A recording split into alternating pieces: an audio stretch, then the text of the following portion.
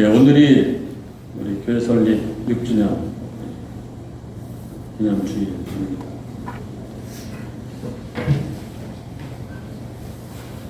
그렇게 보면은 우리 교회는 다른 일반 교회와 같은 그런 흔한 방식의 개척은 아니었죠. 아무 기반이 없이 개척. 전문 용어로는 맨 땅에 헤딩 방식으로 했습니다. 함께 기도하는, 예상하지 못하게 또 카페로 이렇게 준비하는, 메뉴를 준비하고 커피를 배우고 로스팅도 배우고, 또 누구는 결혼 반지를 팔아서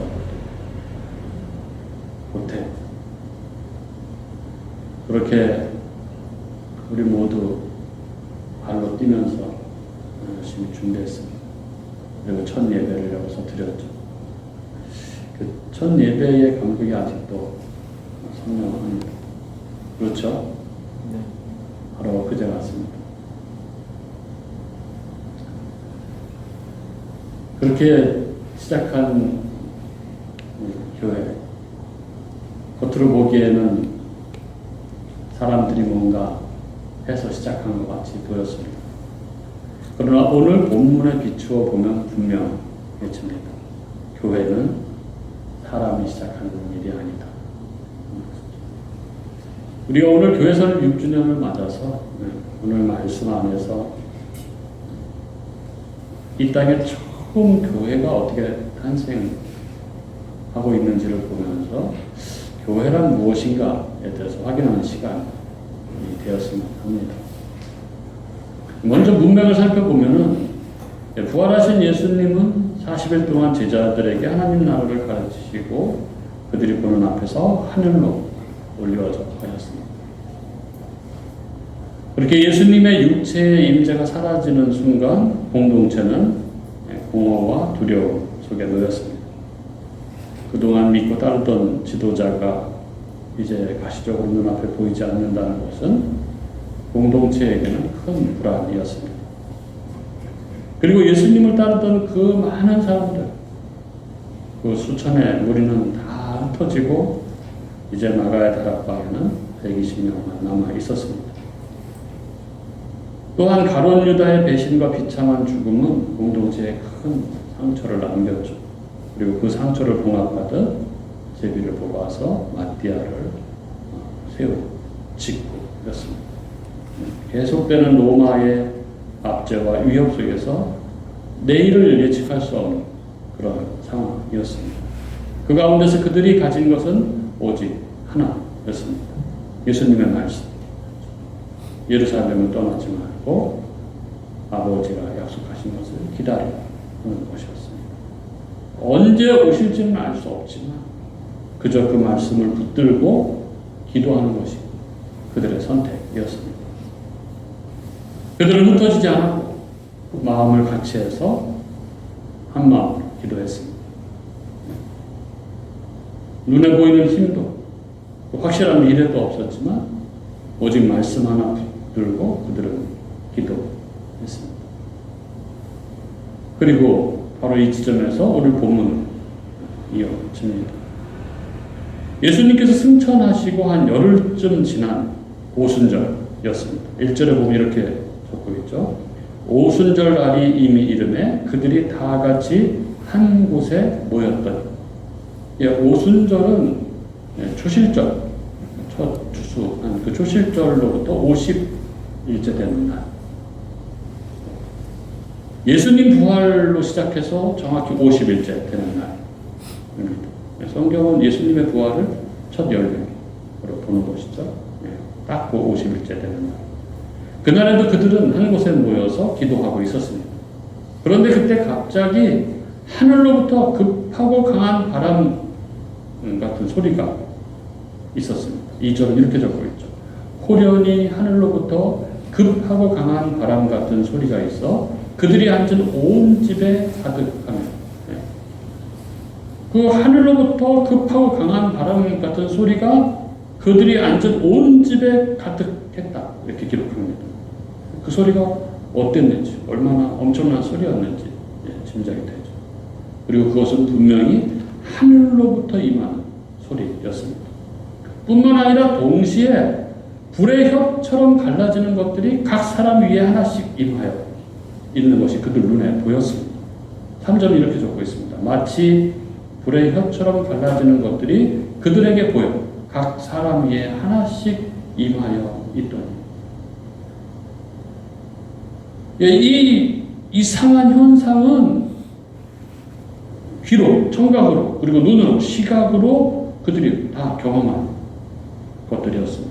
그들 중에 몇 사람에게만 보여졌던 어떤 환각 같은 것이 아니었습니다. 여기 임한 바람과 불의 현상은 모든 사람이 다 보고 들은 그런 현상이었습니다. 여러분, 이게 무엇인가요? 바람은 하나님의 영의 임재를 뜻합니다. 이 구약의 루아후, 그죠? 신약의 이 푸뉴마, 이거는 바람, 숨, 영, 이걸 의미합니다. 즉, 이 바람은 하나님의 영, 하나님의 숨결이 교회 위에 불어오는 순간입니다. 성령이 교회에 임하는 순간인 것이죠. 그리고 불 또한 하나님의 임재의 표적입니다. 동시에 불의 혀처럼 갈라지는 것이 각 사람 위에 임했습니다. 불은 시내산에서도 그렇고 엘리야의 제단에서도 그렇고 모세 앞에 떨기나무 가운데서도 임하셨던 하나님의 임재를 보여주는 표적이었습니다. 하나님이 임하신 것입니다. 하나님의 영, 하나님의 숨결, 하나님의 바람이 임한 것입니다. 여러분, 이게 상상이 되십니까? 한번 이때 이 상황이 집 전체를 뒤흔드는 바람소리, 그리고 120여 명의 이 사람들 머리 각각에 불의 혀처럼 갈라지는 그런 성령의 임함. 이것은 교회를 창조하시는 하나님의 능력의 임재였던 것이죠. 그리고 4절은 이렇게 기록합니다. 그들이 다 성령의 충만함을 받고 성령이 말하게 하심을 따라 다른 언어들로 말하기를 시작합니다. 여기 성령 충만이라는 단어가 등장합니다. 성령 충만. 성령 충만은 어떤 감정이 막 흥분하고 이러는 것이 아니고, 복음을, 예수 그리스도를 증언하기 위한 능력이 임하는 것이 성령 충만인 것이죠. 사도행전은 계속해서 이 표현, 이 성령 충만이라는 표현을 반복해서 사용하고 강조합니다. 여기 2장 4절에 교회가 탄생하는 부분에서도 그렇고, 그리고 4장에 보면은, 8절에 보면 베드로의 담대한 증언에서도 성령 충만이 나오고, 그리고 4장 31절에 보면 공동체 전체에 담대함을 주는 성령 충만이 또 임하죠. 그리고 7장에 보면 스데반 순교에도 이 성령 충만이 임합니다. 즉, 성령 충만은 하나님 말씀 선포의 능력이 임하는 것입니다. 이 성령 충만은 두려움을 극복할 수 있는 하나님의 능력이 임하는 것이죠. 성령 충만은 공동체 전체를 세우는 능력의 임함입니다. 한마디로 성령 충만은 교회를 교회답게 하는 능력입니다. 교회를 움직이게 하는 하나님의 숨결입니다.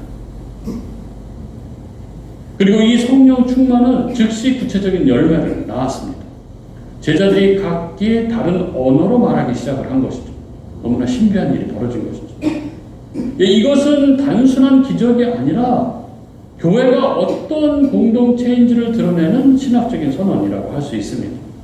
오순절 이전까지의 복음은 예루살렘, 유대, 그리고 히브리 문화, 그리고 한 민족 안에 있었습니다.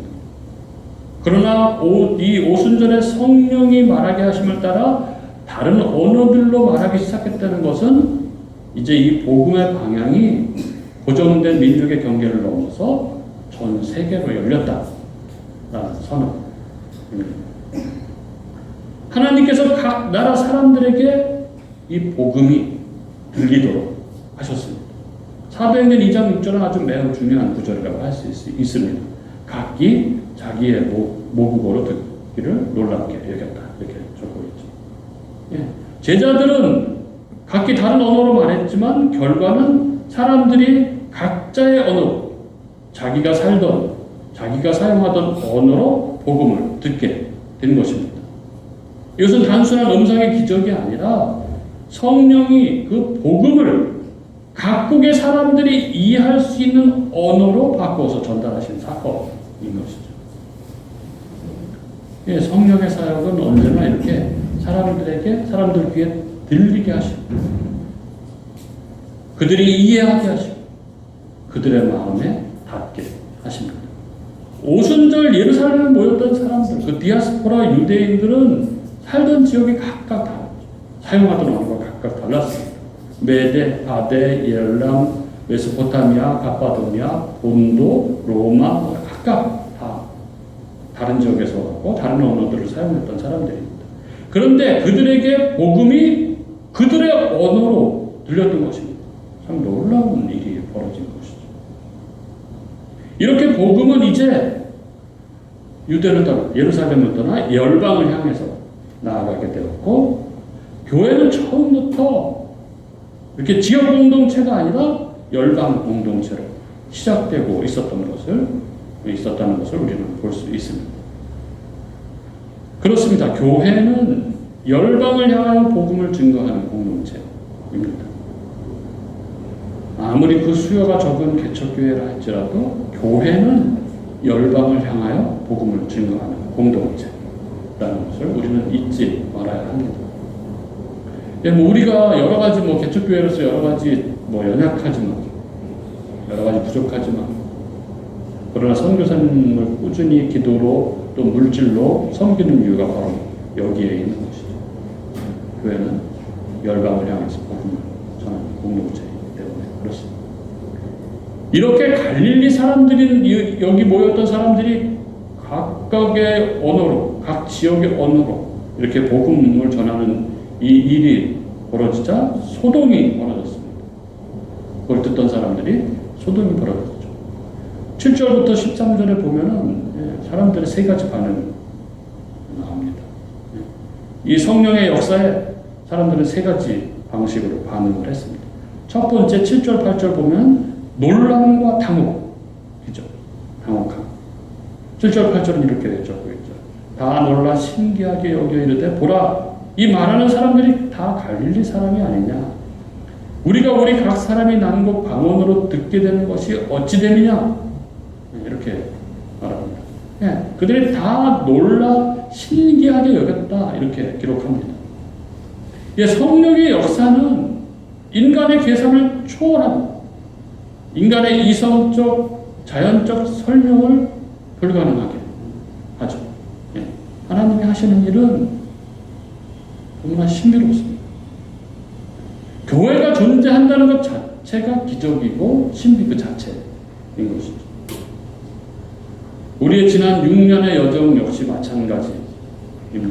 사람의 힘으로 설명되지 않는 여정입니다.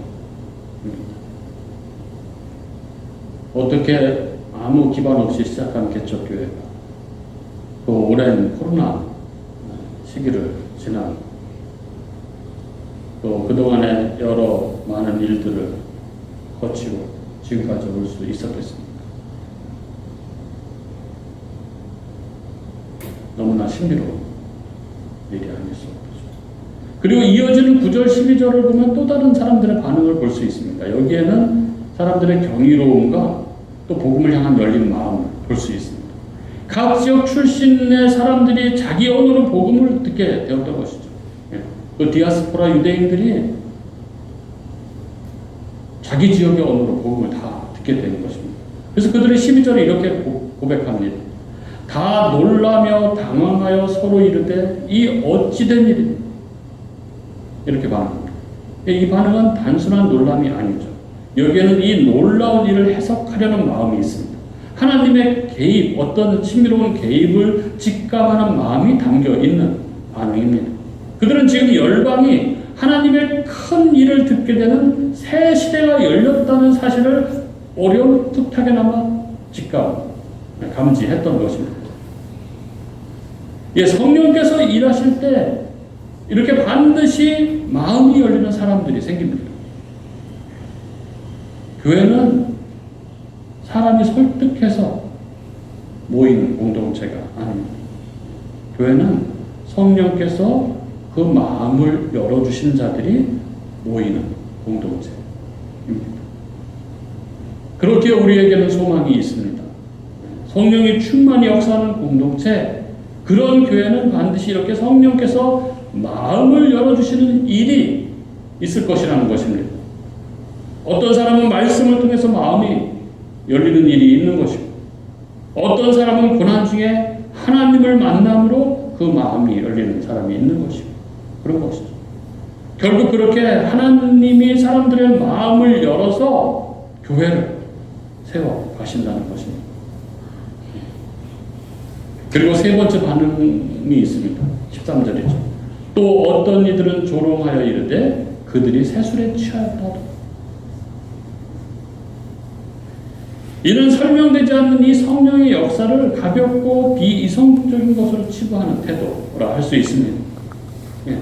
즉 신적 개입을 인정하기보다는 조롱으로 덮어버리는 것이죠. 술에 취했네 저 사람들. 술 취하지 않고는 뭐 저럴 수가 있겠어. 예, 우리가 잊지 말아야 할 것이 있습니다. 성령의 초자연적인 역사가 나타날 때마다 항상 조롱하는 사람들이 있다는 것입니다. 세상은 하나님의 일을 이렇게 술 취한 것으로, 고린도전서에 보면 미련한 것으로 그렇게 평가합니다. 그러는 것이죠. 개척교회가 되겠어? 이 시대에 아무것도 없이 시작해가지고 되겠어? 요즘에 기적이 어딨어?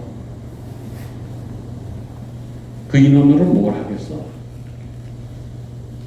되겠어? 하는 것입니다. 그러나 성령께서 시작하신 공동체는 그런 모든 조롱을 뚫고 그 냉소를 넘어서 한계를 깨트리고 반드시 서 갑니다. 교회는 인간의 평가로 서지 않고 성령의 능력으로 전진하는 것이죠.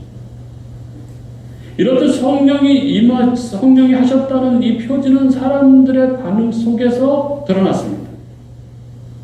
어떤 사람에게는 놀라워, 어떤 사람에게는 이것이 혹시 하나님께서 하신 일인가 하는 그런 마음으로, 또 어떤 사람에게는 조롱으로. 각각 반응은 다르지만 분명한 공통점이 있습니다. 바로 성령께서 시작하신 공동체는 사람들의 평가는 다양하지만 거기에 좌우되지 않는다는 것이죠. 성령께서 세우신 교회는 그 어떤 상황 속에서도 무너지지 않는다는 것입니다. 오늘 우리가 이렇게 6년째 이 자리에 서 있고 이 자리에서 예배를 드리고 있고 복음을 선포하고 있다는 사실 자체가 바로 하늘로부터 급하고 강한 바람이 임했다는 흔적이고 각 사람의 머리 위에 불이 임했다는 성령의 증거 아니겠습니까? 우리가 바로 성령이 세우신 교회의 증거입니다. 사랑하는 우리 교우 여러분, 그렇게 성령께서 시작하셨기 때문에 우리는 두려움보다는 순종으로 나아가야 합니다. 오순절 이전에 제자들은 불안했고 앞이 보이지 않았습니다. 우리 교회도 지난 6년 동안 수많은 불확실함을 지나왔습니다. 그러나 주님은 그 불안 속에서 공동체를 버려두지 않으셨습니다. 우리의 상황이 연약할수록 성령께서 일하실 공간은 더 넓어지는 것입니다. 사람이 시작한 일은 사람이 지탱해야 하지만 성령이 시작하신 교회는 하나님께서 책임을 지시는 것이죠. 그리고 성령께서 말하게 하심을 따라 말할 때 교회는 교회다워지는 것입니다. 사도들은 자신의 능력으로 말하지 않았습니다. 성령이 말하게 하심을 따라 말했습니다. 우리들 역시 마찬가지. 말씀을 전하든 각양의 은사로 섬기든 우리가 우리의 생각과 방식으로 하면 우리의 힘은 금세 고갈되고 그래서 지치고 힘들어지고 말 것입니다. 그러나 성령께서 주시는 마음, 성령의 감동, 성령의 인도하심을 따라 움직이면 우리는 지치지 않고 계속해서 일을 해나갈 수 있습니다. 그런 주변의 평가와 비교에 두려워할 필요는 없는 것입니다. 다만 우리는 성령 충만함을 구해야 하는 것이죠. 성령 충만은 그 모든 비판과 평가와 조롱을 뛰어넘어서 교회답게 섬기도록 우리를 그 섬김의 자리로 이끌어 가는 것입니다. 그리고 우리는 복음을 들리게 하시는 성령의 능력을 믿음으로 우리는 복음을 씨를 뿌리는 그 일을 계속해야 하는 것입니다. 오순절의 기적은 말하는 기적이 아니라 들리게 하는 기적입니다. 성령께서 듣는 자의 마음을 열어주시고 각 사람의 언어로 복음을 번역해 주셨습니다. 따라서 우리가 말씀을 전하고 사랑으로 섬기고 그렇게 기도하며 씨를 뿌릴 때 성령께서 그들의 마음을 열어주실 것입니다. 그리고 우리는 세상의 어떠한 조롱에도 흔들리지 않는 그런 교회가 되어야 합니다. 오순절에도 조롱하는 자들이 있어 우리를 향해서도 조롱과 평가하는 시선이 있을 수 있습니다. 그러나 교회의 역사는 언제나 그런 사람들의 조롱 속에서 자라갔다는 사실을 우리는 결코 잊지 말아야 합니다. 사람의 말보다 중요한 것은 하늘로부터 임하는 바람이고 사람의 평가보다 더 힘있는 것은 각 사람 위에 임하신 불같은 성령입니다. 주눅들거나 위축되지 않고 오직 성령께서 시작하신 그 은혜의 역사를 믿음으로 바라보며 나아가야 하는 것이죠. 오늘 우리는 교회 설립 6주년을 맞아서 사도행전 2장을 다시 펼쳐보고 있습니다. 연약한 공동체, 지도자를 잃고 미래가 불투명한 세상의 조롱을 받던 그 공동체를 하나님은 성령으로 교회가 되게 하셨습니다. 그리고 오늘 우리는 그 동일한 성령의 바람 속에 우리가 서 있습니다. 우리의 출발도 지금까지의 과정도 그리고 앞으로의 걸음도 성령께서 이끌어 가실 것입니다. 우리는 여전히 연약함 속에 있고 때로는 이 숫자 때문에 마음이 조급해질 때도 있지만 하나님은 그런 우리를 향해서 오늘 말씀하십니다. 이 교회는 너희가 세운 것이 아니라 내가 세운 것이다. 내가 바람을 불게 할 것이고 내가 불을 붙일 것이고 내가 열방을 향해서 너희를 이끌어갈 것이다. 그렇다면 우리에게 필요한 것은 한 가지입니다. 성령께서 시작하신 이 공동체 안에서 성령께서 일하시도록 길을 비워드리는 것입니다. 곧 성령을 의지하는 것입니다. 우리가 해야 할 일은 어떤 프로그램을 짜는 것도 아니고 어떤 사람들의 기대를 맞추는 것도 아닙니다. 성령의 숨결이 머무는 교회, 성령의 불이 꺼지지 않는 공동체로 서는 것입니다. 그러므로 여러분, 지난 6년 우리를 지켜주신 그 은혜를 기억하며 우리의 다음 앞으로의 시간도 사람의 힘이 아니라 하늘로부터 오는 급하고 강한 바람을 구하고 각 사람 위에 임한 성령의 불을 우리가 붙들고 우리의 자리에서 성령의 말하게 하심을 따라서 담대히 말하고 그렇게 서로 사랑하는 우리가 되었으면 좋겠습니다.